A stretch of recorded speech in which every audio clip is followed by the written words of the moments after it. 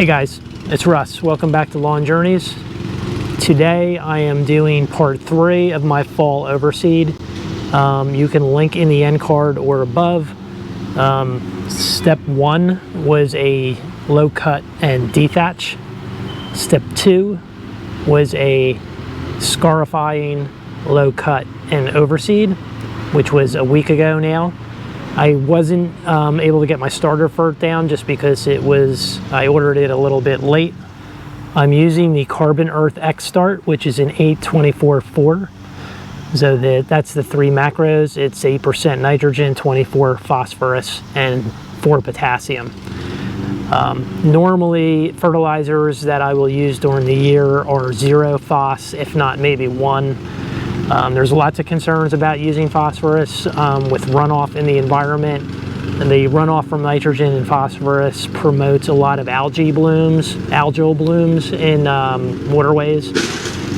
Algal blooms that are out of control can basically coat the surface of a water body and deplete the pond, lake, etc. of oxygen, which is detrimental to the fish and other biological life, and that's how we sometimes get these fish kills, or we'll get these large algal blooms. Previously in New Jersey, we've had some significant algal blooms where certain lakes have actually been closed to swimming.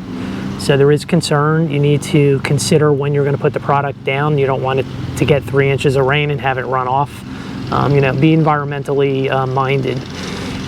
Also, it's always recommended that you do a soil test if you are going to add phosphorus. In case you do have a phosphorus depletion, then it's okay to use a fertilizer that has some phos in it. Probably the only other time where it's acceptable is if you're doing a seeding project, an overseed or a total renovation. Phosphorus is very important for cell division in living plants and the health of the plant. It promotes root growth, so it's a good time to get it down, and that's what I'm doing today.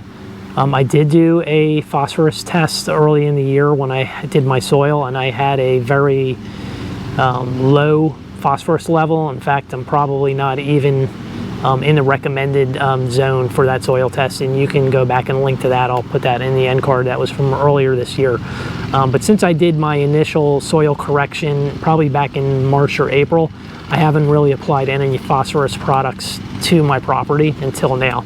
So this will be my second and last shot of the year for phosphorus. The Carbon Earth products are relatively new to my journey. I used Carbon X earlier this year. I am going to do an X-Green treatment later this fall. I already have that in my shed, but X-Start is next up because of my overseed project. The Carbon Earth products are biochar complemented. They have root promoting peptides infused into the biochar. Theoretically, according to the literature, you don't really need to do any other micro applications such as a supplemental RGS root growth stimulant product that you may want to apply to the lawn. I've been using the Next BioStim pack all season, so I actually am due for an RGS aerate treatment, which I'll probably put down today regardless, because I'm also trying to maintain my established stand. And now with the weather cooling down in New Jersey today, right now it's about 75 degrees. I think we're going to have a high of 80 today. It's beautiful, and it's starting to cool down. My seed's been down for a week. Bluegrass takes 7 to 21 days to germinate. Okay, so my plan of action for today, which is 1 week post overseeding, is to apply the X-Start at the recommended bag rate of 3 pounds per 1,000 square feet. I will follow that today with a RGS and aerate treatment from the Next line of BioStim products. I've been treating with the BioStim pack all season, so I'm due up for an RGS and aerate treatment anyway. According to the Carbon Earth literature, like I just said, it's not really necessary for the seed, but I'm also just continuing my program, and I don't think it's going to hurt anything if I do a treatment. So my plan for today is to apply the X-Start at 3 pounds per 1,000 square feet. I'll immediately follow that with an application of Next RGS, root growth stimulant, and aerate, which is the decompaction product for the soil. I'm really concentrating on my soil this season, and I'm expecting a big turnaround this fall. After I did the initial dethatching and scarifying and the low cut, my lawn looked like hell last week. And as I said in the last video, my neighbors were probably like, what the heck did Lawn Journeys do to his lawn? However, I'm expecting by the end of September and after this application and the subsequent application of X Green that this thing is going to be rocking and rolling, and I'm going to have some fantastic striping going on this fall, and I'm going to have a big green up, and that's what it's all about, getting prepared for the fall. The fall is when cool type grasses flourish again, and they shine. They look their best. I've also provided links in the show notes to the X-Start and the Next BioStim pack if anybody's interested in finding out more information about them. Okay, so we're going to go to the loading station and we're going to open up the X-Start and just take a look at what the prills look like. Okay, team. The one thing I like about Yard Mastery is they do have recommended spreader settings. I'm using the Earthway 2600. Recommended spreader setting is 17.75, and I've found that it works pretty well from using some of the past Yard Mastery products, and I really appreciate that because sometimes. Okay, so here's the prill size for the X-Start, 824/4. It's a little bit on the large side, which is good. So I have it set to 17.75. And I don't really need to weigh this for my zones because I found that the recommended spreader settings that are on the bag are fairly accurate for the areas that I'm covering. So that's a nice prill. They're a little bit large, but they're not too large, and I think this will spread rather nicely. So I'm going to get this down. And get spreading. Okay, the fert's out. My next step today is 3 ounces per 1,000 of RGS and aerate. There's a little more root promoting action going on with the RGS because I'm also committed to continuing my BioStim regimen. I'm going to mix that up now and spray that through my hose end sprayer, which you guys have seen before, so I'll cut to the chase and not make you watch the mixing, but I will show you the end result of my mix solution and how I apply it. So each one of my bottles holds 32 ounces. I've mixed enough product and water to make a total to fill 6 bottles. Each bottle covers approximately 1,500 square feet when I'm spraying. So I actually went about 24 ounces of RGS and 24 ounces of aerate. I made up the difference with water, enough to fill my 6 bottles. I used the funnel, filled them up, and then get to spraying. These bottles are available on Amazon. I'll provide the link in the show notes. I find that they have worked very well. Occasionally get a clog, I just take a little metal wire and go clean out the nozzle if it clogs, but I really haven't had a problem. They've been pretty reliable. So I use the funnel, I'm going to fill them up, and I'm going to get spraying. All right, team. So step 3 of my overseed project, it's really week 3. Week 1, I cut low and thatched.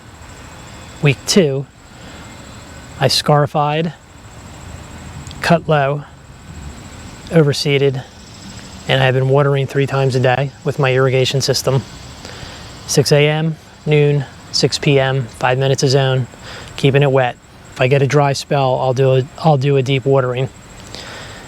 Week 3, which is today, which is Labor Day weekend, I hit the lawn with the X-Start, which has the high phosphorus, which is good for rooting seed.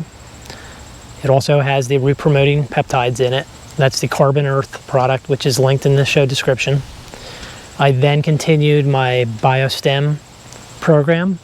So I mixed up appropriate concentration of 3 ounces per 1,000 square feet of RGS, which is the root growth stimulant, and aerate, which is to decompact the soil. So we're going to take a quick tour of the yard. It's looking pretty torn up. It's not very dark green. It does look like it's been shocked. I put a hurting on it. I think it's from, scalping it and tearing it up with the dethatcher and scarifier. However, the temperatures are dropping. Like I mentioned earlier, it's mid 70s here in Jersey today, so it's perfect time for bluegrass and cool weather grasses to start making their fall tear. So I will be pushing some nitrogen again in a couple of weeks, probably with X-Green. And we're just going to take a quick look, and I invite you guys to come back next week and see what kind of progress we've made. And so far, 7 days later, I don't see any germination yet, except for a couple places where I did do some Turfmen product, which is probably 2 weeks. And there's another video I have coming out on my success with Turfmen. So let's take a little tour. As you can see, things are pretty torn up. It's not looking very dark green because I really put a hurting on the turf with that dethatched low cut. Color starting to come back. This is the area I seeded probably about a month ago with some Scott's KBG, Scott's lawn soil, and peat moss. And as you can see, Kentucky bluegrass, it takes a while to get going. It takes a while to germinate, but it's starting to fill in. Now, I did also go over this last week with the GCI Blue Heat. So there's going to be a mix of a couple varieties in here.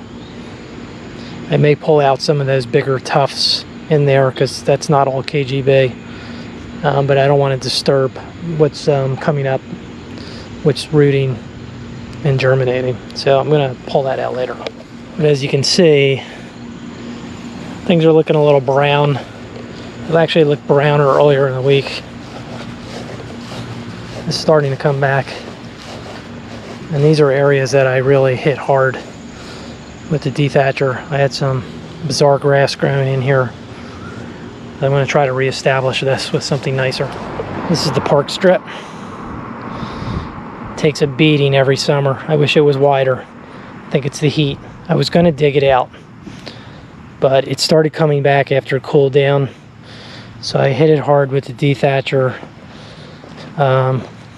Put the GCI Blue Heat down and coated it with peat moss. So I should be able to get germination here, and this will probably look good in the fall. I think if I run into the same problem again next year, I'm going to dig it up. I'm going down 6 inches. And we'll see what lies under here. A couple other thin spots on the front lawn.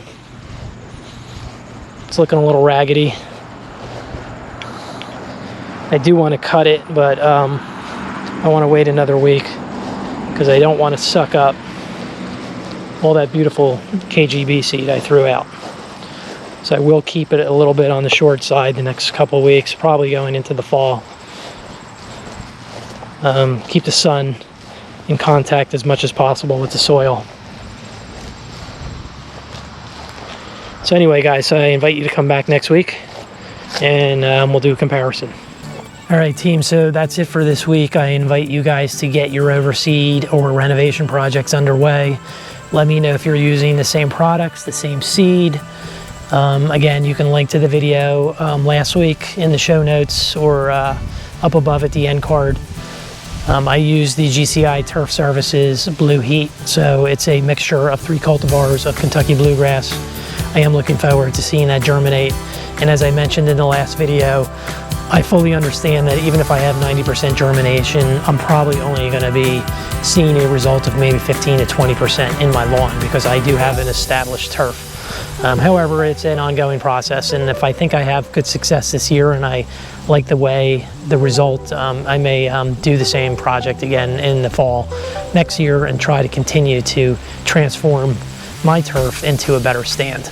I invite you guys to join me again next week and see how things are progressing. If you haven't subscribed, you can subscribe and ring the bell and get notified, or just come back and visit if you feel like it.